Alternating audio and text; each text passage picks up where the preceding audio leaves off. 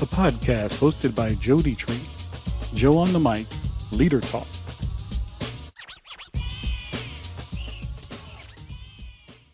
All right, guys, we are back, and I have a special guest. Super awesome to have him on. His name is John Renken. He is a single father of 4 wonderful kids. John is a retired MMA fighter who spent the last 30 years fighting and training soldiers in hand-to-hand combat, which is pretty awesome. 2 years ago, he started traveling a lot more and wanted to cut the cost of work-related travel. So he began researching the travel industry, and it ignited a fire in him to help people travel more often for less money, which is super awesome. Little did John know that this would begin a transformation from the fight guy to the flight guy. That's pretty cool. John now has a booking engine beating Expedia by 30% on hotels, vacation packages, group packages, mystery of adventures, courses to show how you can travel more often for less money and how to be a travel entrepreneur. John, glad to have you on, my brother. And I'm so excited for you to share what you're all about. Can you let the audience know who you are besides what I just said? Yeah, so first of all, just thank you so much for having me on. It's always great to go on podcasts and just share and help you guys with your podcast as well. So appreciate your time. Um, it's a pretty crazy story. I don't even know if I could really, do it all. But in 1993, I joined the Army and tried college for a little bit. Just wasn't my thing at the time. I was too young, too crazy. So I joined the Army, and just a short amount of time in the Army, I decided I wanted to be one of those crazy guys. So I went to airborne school, I went to Ranger school, and successfully completed both of those and started, doing all that kind of stuff. And then in 1996, decided to go back to college, got out after doing 3 years, and went and got a degree in Bible and theology. Yeah, and while I was doing that, I was a professional fighter, had 70 pro fights, 6 world titles, multiple awards, was inducted into the Hall of Fame, and literally just fought all over the world. And then while I was professionally fighting, moved back to Fort Campbell, Kentucky, and the Special Forces unit asked me to come out and start helping them train for combat, and knocked some dude out and got a job. And for the last 20 years, I've been the hand-to-hand combat instructor for Special Forces. And then kind of like you said a couple of years ago, the Army had me traveling 6, 7, 8 times a year. So the way it works in the contract world is if I can decrease the cost of travel, I can put more money in my pocket. And it led me to my side hustle, which is kind of my tagline, from the fight guy to the flight guy. So got a crazy story. Yeah. But no, that's pretty awesome, man. And you know what? And I want to highlight something because I like to highlight this because you were in the military. Mm-hmm. You got out and went to school. And you chose a profession. You didn't leave it there. So what got you into MMA to begin with? I've been doing martial arts my whole life. As long as I can remember. I started when I was younger, but I'm not as a kid, but as a teenager. And then my squad leader in the Army introduced me to the very first UFC. So I watched Royce Gracie, and I had a pretty notable striking background. I was ranked 3rd in the nation for kickboxing, and I was like, I'm going to do this. And so I started training for mixed martial arts and started doing judo and jiu-jitsu. And I was fighting when nut shots were still legal and hair pulling was still legal. And, I was the battalion champion. We were doing pit fights, without striking, it was more like wrestling, but, so I was doing that and fighting when I was in the Army, and it just became who I was, so I loved the competing and the one-on-one and fighting and that kind of stuff and locking the cage. And it's the best man win. There was no excuses, nobody else you could blame it on, and it was pretty amazing. So for those people that are coming out of the military, well, what would you tell them as they transition out? Because I know I've dealt with a lot of people in the military. When they transition out, they get through like a period of like, what am I going to do? What, I've been in the military all my Withdrawal. life. I mean, what can you say to them?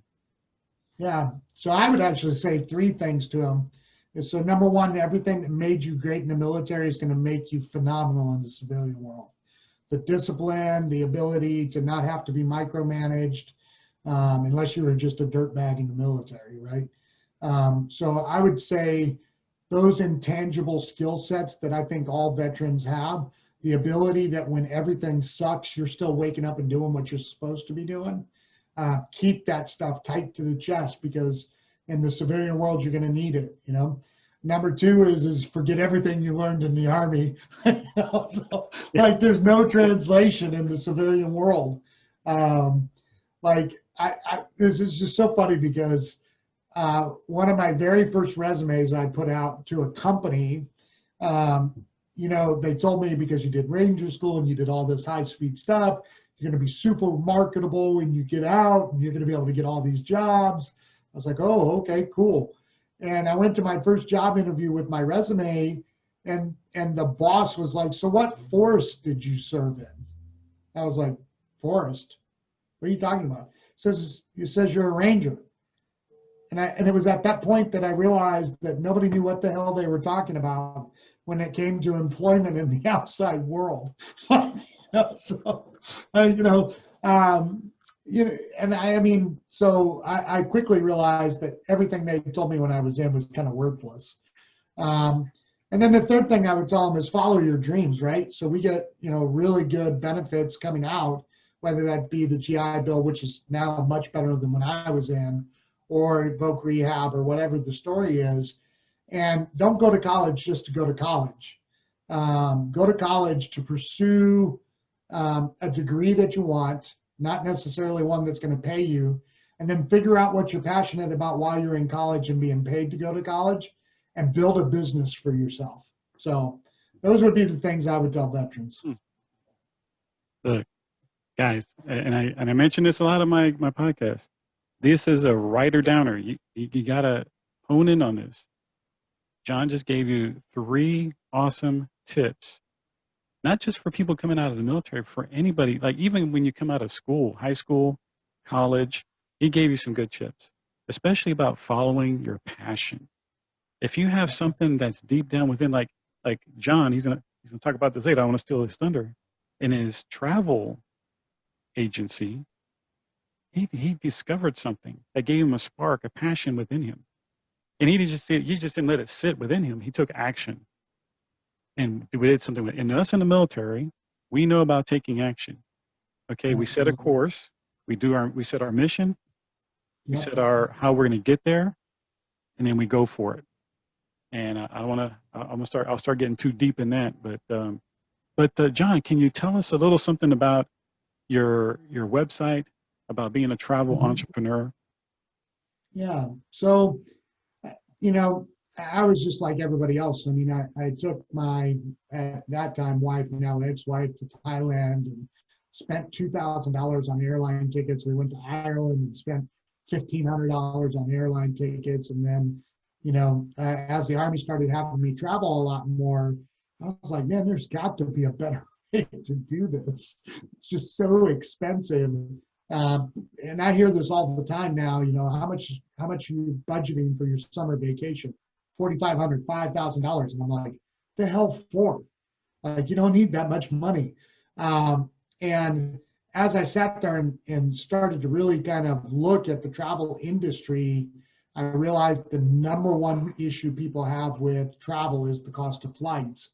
So I went about finding out why flights are so expensive, how you can beat the price of flights, how you can monetize flights, how you can use a reward system to start really getting flights for free, and really spent my time learning about that. And I learned so much about the travel industry that nobody ever really wants to talk about. For example, that every booking engine you find online is only owned by one of two companies. and that's either Expedia or Priceline. So you're going to spend an hour, 2 hours, 3 hours trying to find the best price, and you're going to maybe find a $15 difference because they're owned by the same company. It's an absolute waste of time. And so I really took a lot of time, and I've done thousands and thousands and thousands of tickets now, but I can get you just anywhere in the world for less than $750 now. So, Wow. And if you have some flexibility, I can fly you like I did my veteran buddy Daniel to Iceland for $150. So, I mean, I know what I'm doing when it comes to flights. And then I realized that there's these, there's this law of parity where websites can't show you the real cost of the rooms because the hotels prohibit it.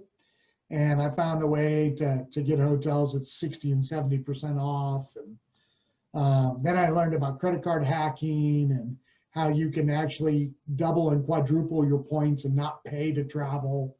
So there's all these tricks that I've learned over the last 4 years. I just flew to Norway right before the pandemic hit for free. I didn't pay any money out of pocket. Flew there, did a layover in London, and so there's ways to do it. Look, if y'all ain't scratching y'all head right now and say, I need to talk to John about this, y'all are crazy. I know we're in COVID time right now, and this broadcast is COVID time, but we're going to be getting out of that. And by the way, a lot of people don't know there were still people traveling during COVID. Me? Yeah, exactly. I'm still traveling. Yeah. I mean, it's restrictive, but you can still do it.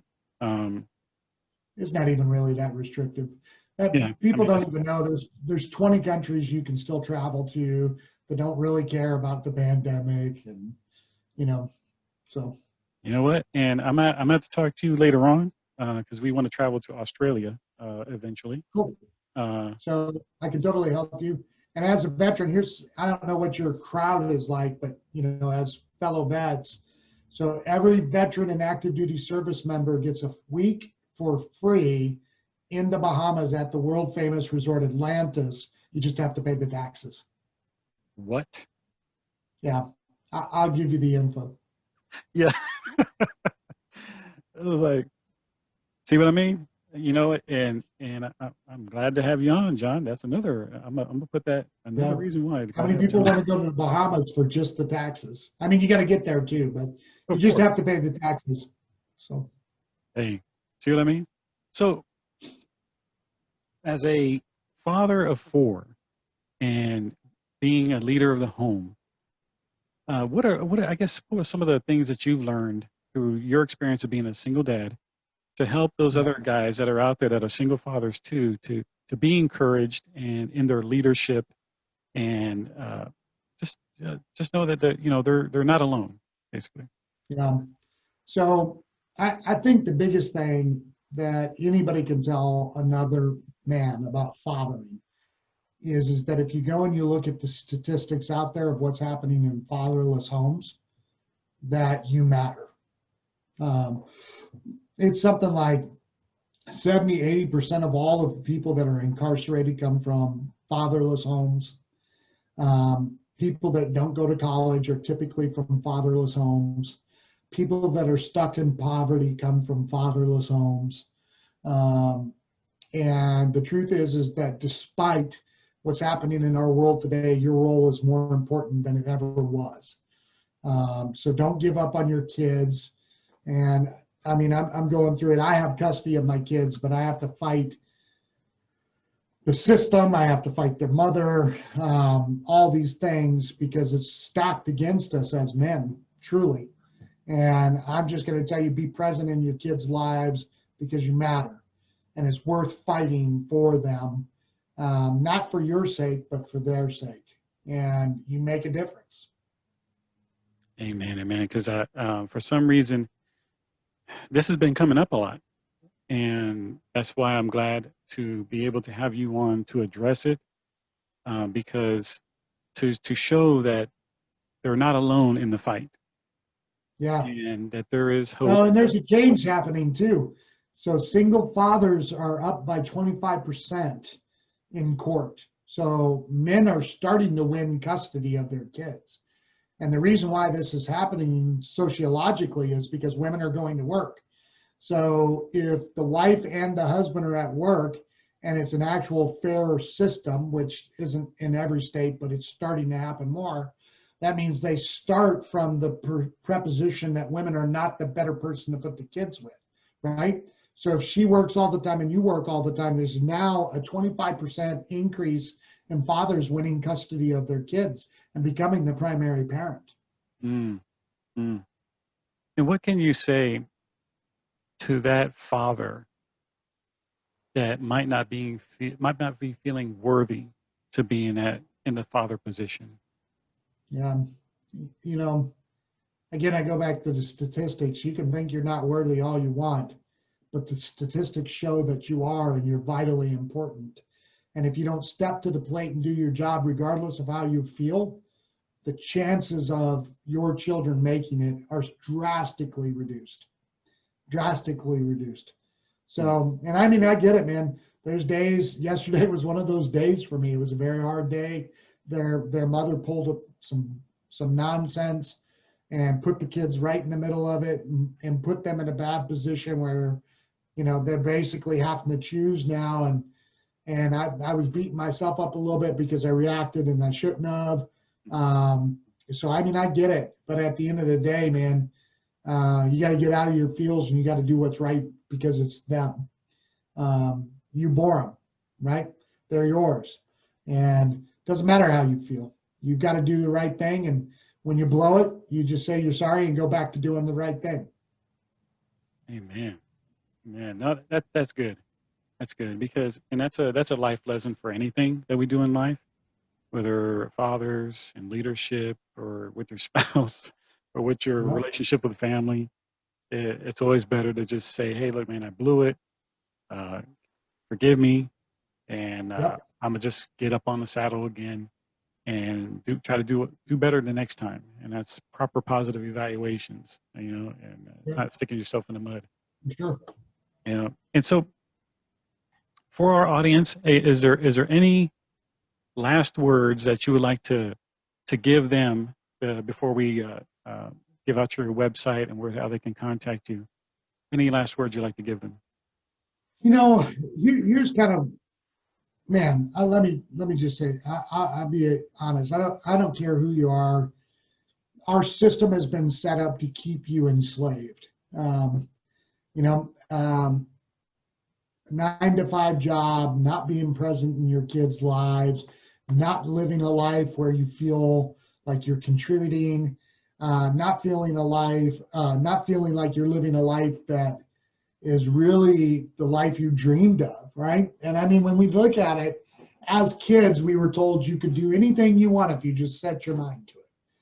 And then somewhere around that 16 to 17-year-old time frame, you were told, go get a job, grow up, go to school, do this, and it's like they're dream killers, man. Like, and my life has been a life that's been very fortunate, man. I've been able to do some insanely incredible things because I didn't buy into that nonsense. When I was a young man, I mean, like 3rd grade, I dreamed of the day when I could be a warrior, and I joined the Army and went into the infantry, and I did it.